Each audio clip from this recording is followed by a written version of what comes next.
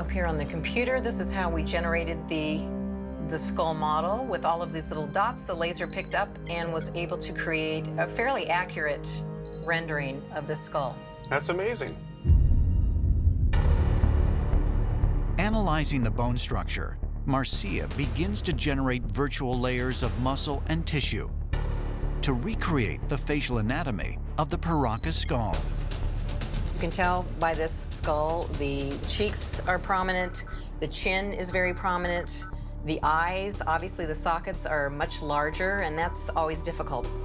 I'm adding a little bit more length to the neck. I think that probably this skull had a very strong neck, so added material there.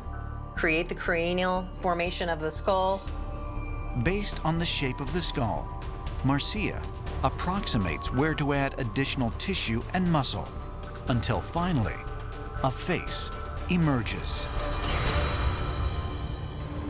That's remarkable. Yeah, so I'm going to show you the build-up, slowly building up the cheeks, the jawline, the eyes.